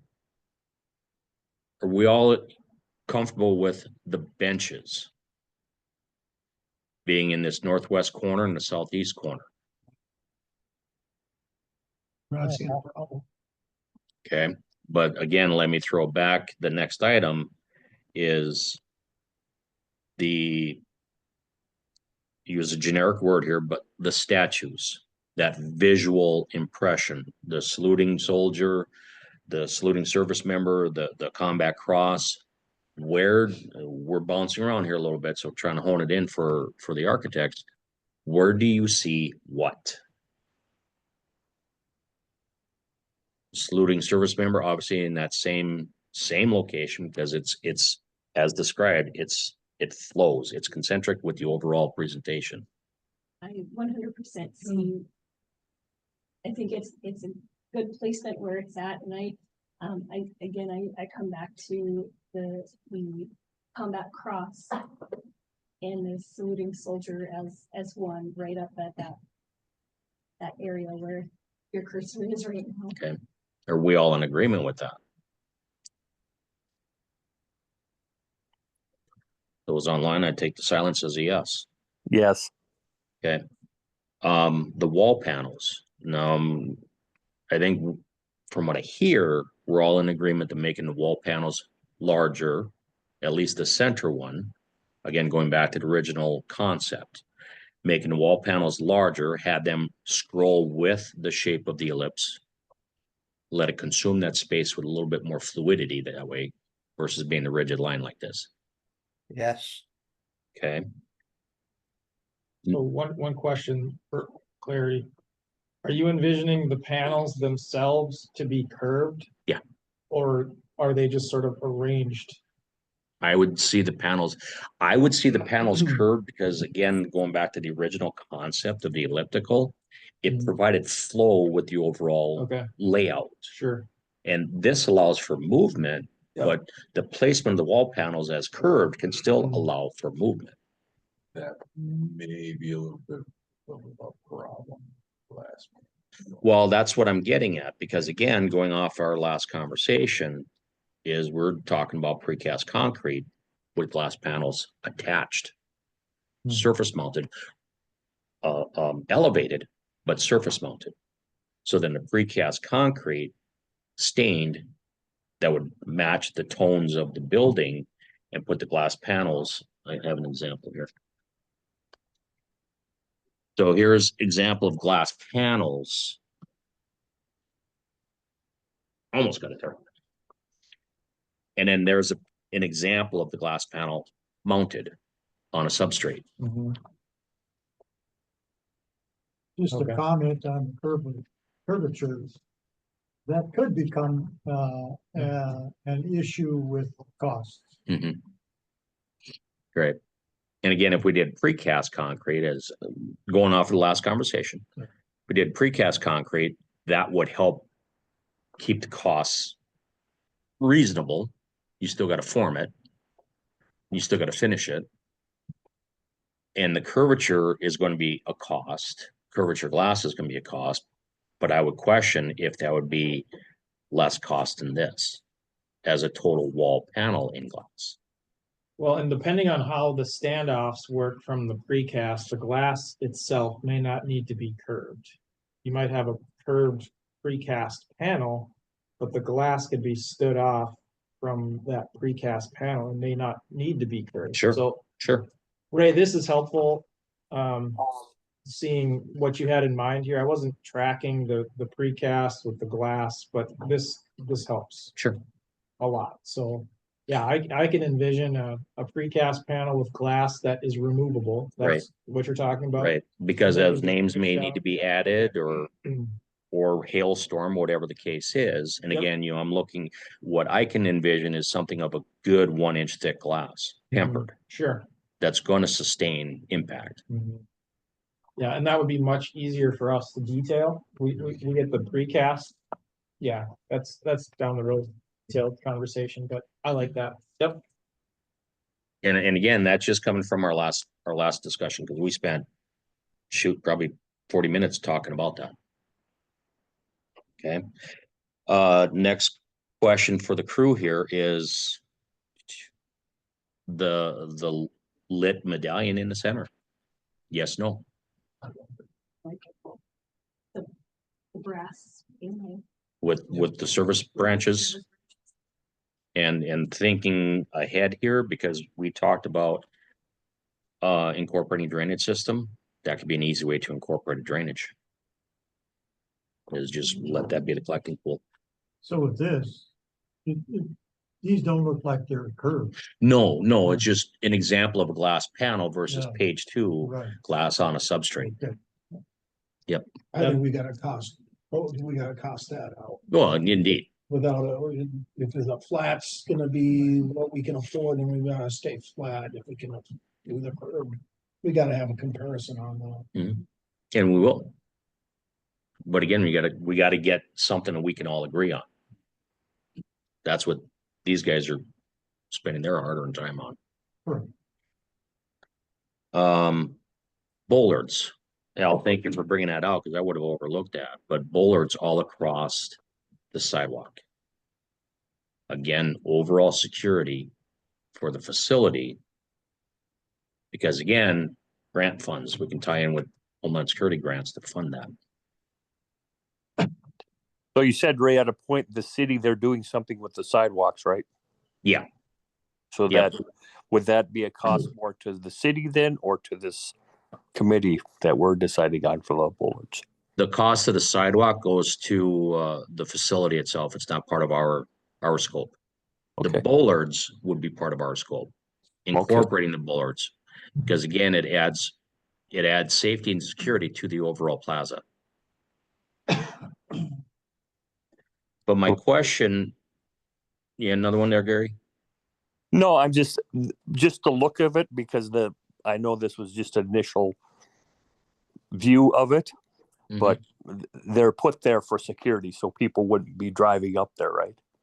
Correct. It's more of a security thing. Yeah. But also looking at something of a decent appearance, because there's a plethora of styles of bollards. Right. This image though, I mentioned this in email back to the architects, but this one shows the bump out that is not incorporated with this design, because that's 2 parking spaces that we will lose. And that was discussed at the very beginning, it got planted in here. So just want to clarify that. Right. So in addition to that, I wanted to mention, if you would look at the original photo of that space, I think we need to, this one. I think we need to work with the city to make sure where the handicap parking Mhm. spots are gonna be. Because all of those signs that are required for ADA really detract from the space. And Yes. this is where you're entering. Yes, So if we can't move that, we need to make sure that we're not detracting the entrance. correct. And we discussed that when we sat with Don that day. Yeah. But yes, that has to be part of that play. Cause that, right now, that's terrible. Correct. You can't get rid of the sign that says, don't bring in a gun. You know, that's yeah, you can't, there's no way to get rid of it. And then, what's that? It's down here. No, no. Our auditor is adamantly opposed to it. It'd be nice, but yeah. Yeah, well, snow removal, everything. What's And that? actually, what we're doing, we're not costing anything beyond the property line. Right. And then one other piece, it's not shown here. But as we address, let me find another street view here. Here we go. Okay, so we have this curb appeal across this, and I mentioned it before, is we have that little bit of retaining wall, the on the extreme northwest corner of this building, where that granite and poured concrete that's flaking away and patched over. Has that been addressed at all? Probably not. Well, that will be, yeah. But incorporating something, even if it's just plantings, that would help the flow. And we might have to do bollards there as well. We've got a tree there. So again, just making sure it doesn't get overlooked. Is that something you want addressed on the conceptual level at this stage, or is that something? Not a focus point, but it definitely needs to be incorporated in the scope. Okay, so are you anticipating that being part of what Al and I deliver? I Or think is it- so. Yeah. Yeah, even as just a 2-minute, while we're doing this, let's not forget how it would blend up here.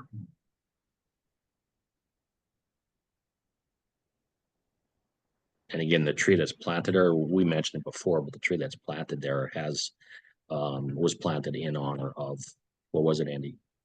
Tree? Yeah. I think it was. Was Centennial? No, those ones are off to the northeast. They're planted by Governor Link. Yeah. Yeah, The they're, northwest corner. yes, the northwest corner. That tree, I think, was a 4-H project. Yeah. Jackie Buckley would know. But I believe it was a 4-H project, the current tree that was there, then the diesel fuel caused the other tree to be taken out.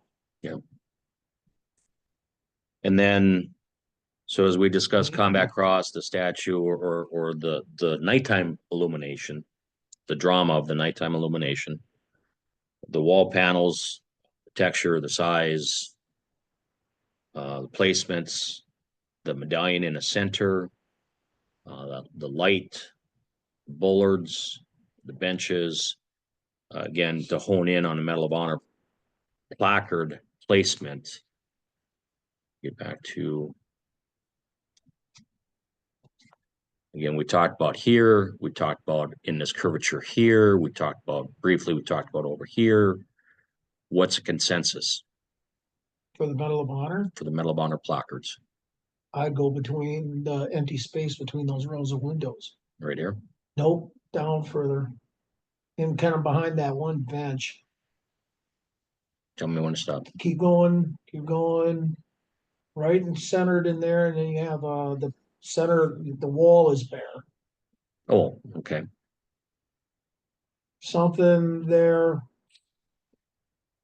Well, and it doesn't interfere with any windows, doesn't interfere with any security, I'm gonna. and it's still visual. I'm gonna play a devil's advocate then. If we were to do a placard there from that far back, they're gonna be roughly 15 feet. Placards would have to be sized, and the font would have to be sized appropriately that people can read it from 15 feet. So looking at scale. That was the spot I could think of. I would think you just need to remove some of the Vegetation. plant vegetation around in front of it. So you can walk behind that one bench. You could always extend that walkway to the doors. You could extend that around to the edge of that brick wall. You could extend that around and then put them up there, back closer to the wall. And then you would be able to walk right up to them on the concrete. It would be part of that. You're talking in the same area. Yes. Just extend that concrete instead of angling over by that window, bring it around and bring it straight across from the edge of that wall, the west edge of that wall, all the way back to the oval. From right there, straight south, right there. And just, we might take out one bench, have to shift those benches around just a little bit. Or rotate one of those benches so that it's facing that way so that, people could sit there and look at them. I think that's something that And we Ray, I can. sent you a picture to your email of one of those Medal of Honor things here, just as a reference.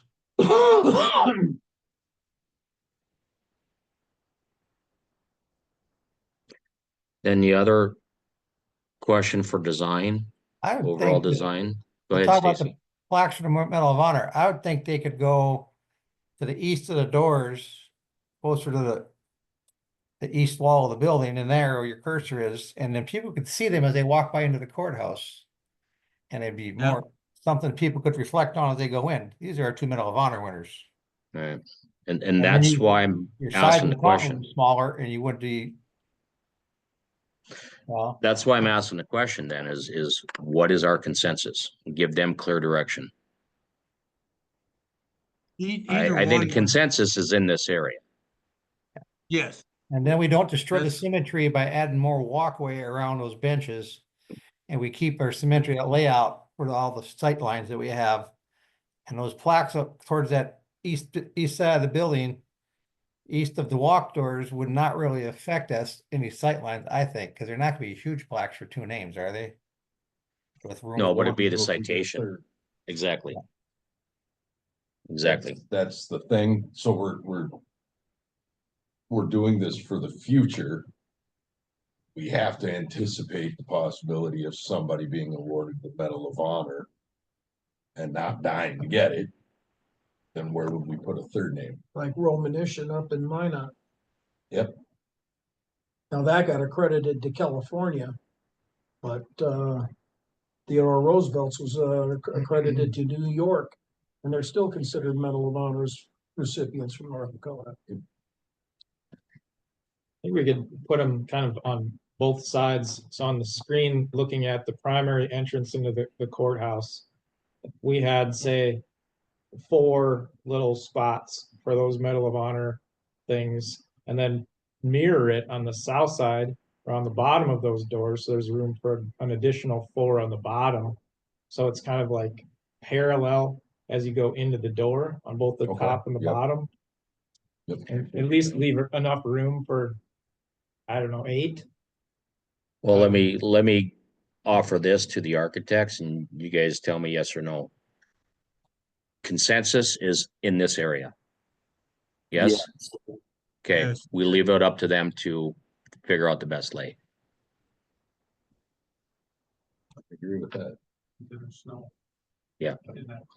Well, a comment from the audience as far as considering snow, but one of the things, it's a price point, but one of the things we'd like to incorporate in the final scope is radiant heat in the concrete.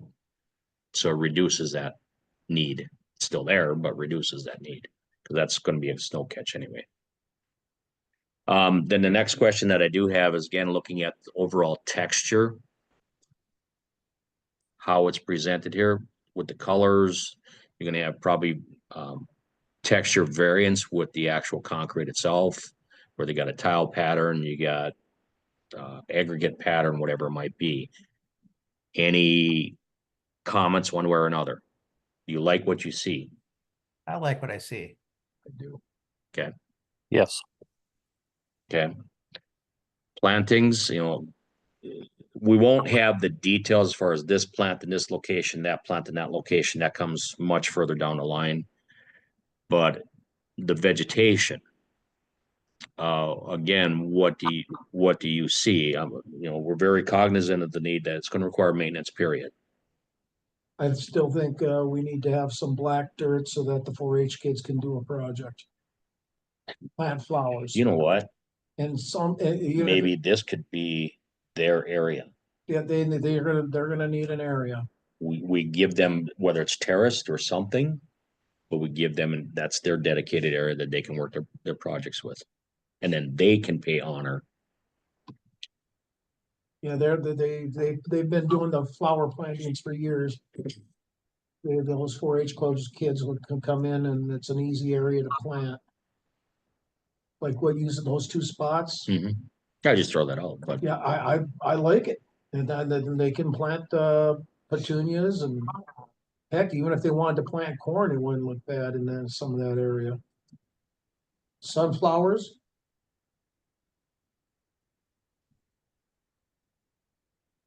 And then the rest is, grass, whatever they come up with, but there's gotta be an area for the 4-H kids to plant their flowers. what other questions do you guys have that aren't answered, aren't addressed? Could we go to the street view looking into the plaza space? Yeah, this is a great one. So we talked a little bit about bollards, and the National Guard uses the term perimeter hardening. There's a variety of ways that you can provide that layer of security. It can obviously be bollards, but in this instance, that monument sign could be cast such that it is providing that perimeter hardening. We look at this image and we go on the right side of that walkway going in, it could be a raised planting bed or something like that instead of just a line of bollards. So I think what we will explore is how do we provide that perimeter hardening without just giving you guys a row of bollards, because those are not real great to look at. Right? Sure. We'll ask for a little creative liberty on how we provide that perimeter hardening coming into the plaza, if that's all right. And again, that'd be a great way to incorporate the marble, granite, Sure. whatever. Yeah. We do something with lighting on it. I was Like maybe some solar power panels or something on there. I think I've seen a rendition where the inside of this is lit. Yeah, those security bollards, they have the option of having a light on top of it. So yeah, we can make it look attractive. And that actually brought another question in my mind, and this helps a little bit here. As far as, again, your presentation of bollards and assuming that these are lit because of what's shown here. Yep. But how about into the vegetation as well?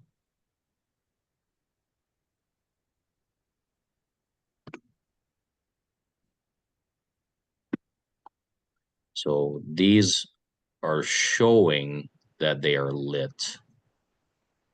But if there should be anything, whether it's against the wall facing out, something, just incorporating more lighting in with the grasses, or in with the Yeah. plantings. Yeah, okay. It can be an upwash, it could be something.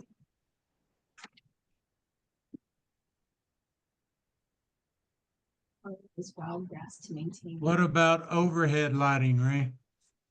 There is overhead lighting on the building itself, but you don't want to have that drowning out what we're trying to present with the drama of the overall space. Okay. But Nikki had a question here too, and it's the fact of how difficult is it to maintain natural grasses, depending on the grass? Not much. You'll have to cut it. My experience, because I have a few plantings in my yard, you just lop it off at fall. And then sprouts again in the spring. Would be kind of nice to have some native. I would on that long.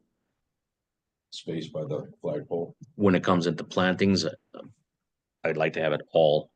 Yeah. Native grass, grasslands, plantings, flowers, whatever. So there's a couple of different appearances that you go with on the landscaping when it comes to the native grasses. So if you think about the Heritage Center as an example, they have a lot of ornamental native grasses in their parking lot and around the perimeter of the building. And they were planted pretty large. When the day they were put in the ground, they're pretty substantial plants. So that is sort of like a formal planting. You could also look at it as, do we want to do a native seed mix with wildflowers and grasses? I would say, do not do that here, because it's going to take you guys a year to get it established, 2 years to get it established, and you're going to be fighting weeds the whole time. So, I would recommend that you do some sort of a formal planting, formal arrangement of native grasses and wildflowers and perennials. Yeah. Sounds like another good 4-H project. What's that, Glenn? That was Glenn. I'm gonna make a head call. So disappear around the corner on the screen. I'm like, well, I guess I know who sent that. And again, the details of that will go into the final scope. But I think it would be best if we incorporate as much as we could, as feasible. Whether it's a concentration here versus the overall, definitely. Any concerns with maintenance staff this project? The only comment that I've received, and it's a pretty universal comment from our maintenance staff, is snow removal. They've been told there will be no more skid steers on Yeah. this. And so whatever they can have and walk behind is all they're gonna get. The removal of the wall itself, the current wall, will help a little bit with the wind pattern. But what's going to happen, it's still going to pile up right here because it's natural. You know, when you got prevailing winds coming from across here, it's going to pile up here. But it'll help this area a little bit more because we won't have that impediment across this. And these impediments are further back this way, so Mother Nature will still kick us where she wants to. Well, and that's not main traffic area there, so the main traffic area is gonna be probably more of a concern to keep that Right, clean. right, Public. right. And again, depending on how the dollars all come into play, but on the wish list is radiant heat. So the concrete is heated underneath. That'll help push that snow melt. And incorporating a drain, you're still gonna have ice build up if that's the case, but that's on the wish list. So dollars come in. Okay. Well, Al and Jake, I hope we gave you enough enhanced ammunition. Yes. Anything else for you guys? How long do you figure to work this and come back? The major changes have been made, so these are all relatively easy changes, relatively speaking, so it's just a matter of time. I'd say 2 weeks. So crew, pulling up my calendar here. So we plan maybe 3 weeks from now.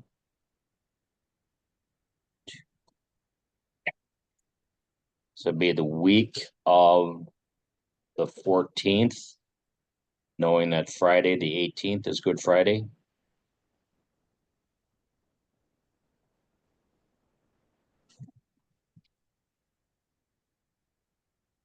So the week of the 14th, assuming that gives the architects time, that gives them 2 weeks solid.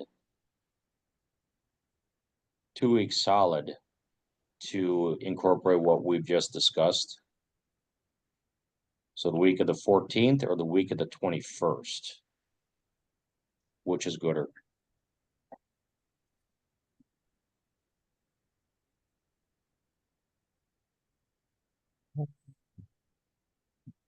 Either will work for me. Yeah, Okay. either works. Glenn, you're still gonna be down there, yeah? Yep. Says with excitement. Nikki, you're pretty open. As far as I know, should work. I would lean to the week of the 14th. Because if we have a presentation that we're satisfied with, county commission meets the following week. And we can make a presentation to the county commission and work the next steps. Pending they're okay.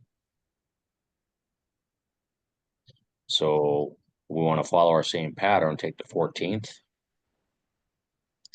Evening of the 14th, 6 o'clock. Perfect. Try that.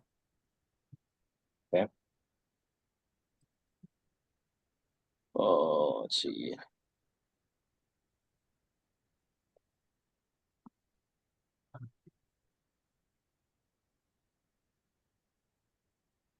Okay, then we will set that as our next meeting date, April 14, 1800 here. Same time, same channel.